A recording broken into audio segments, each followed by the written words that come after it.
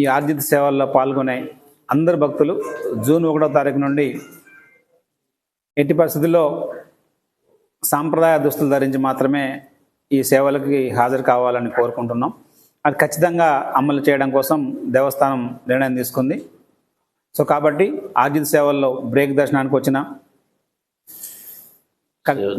కళ్యాణాలకు నిత్య కళ్యాణంలో పార్టిసిపేట్ అయినా, వ్రతంలో పార్టిసిపేట్ అయ్యే వాళ్ళు ఎట్లాగూ దాంట్లో వస్తున్నారు, వాళ్ళతో పాటు అకంపెనీ అయ్యే వాళ్ళైనా సరే, వ్రతంలో భార్యాభర్తలతో పాటు పిల్లలు అందరూ అకంపెనీ అవుతారు, వాళ్ళు కూడా అందరూ కూడా సాంప్రదాయ దుస్తులు ధరించి, అదేవిధంగా జోడు సేవల్లో వచ్చేవాళ్ళు, అభిషేకంలో, కళ్యాణాల్లో ఏదైనా సరే ఆర్జిత సేవలు అంటే డబ్బులు పెట్టి వచ్చే వాళ్ళందరూ ఒకటే మాట, మన వాడుక భాషలో మాట్లాడాలంటే నామినల్గా ఫ్రీ లైన్లో క్యూ లైన్లో వచ్చే వాళ్ళందరికీ కూడా మనం దీన్ని వర్తింపజేయట్లేదు.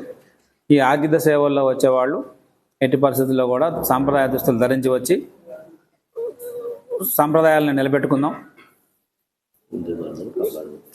హిందూ ధర్మాన్ని కాపాడుకుందామని అయ్యగారు చెప్తున్నారు. సో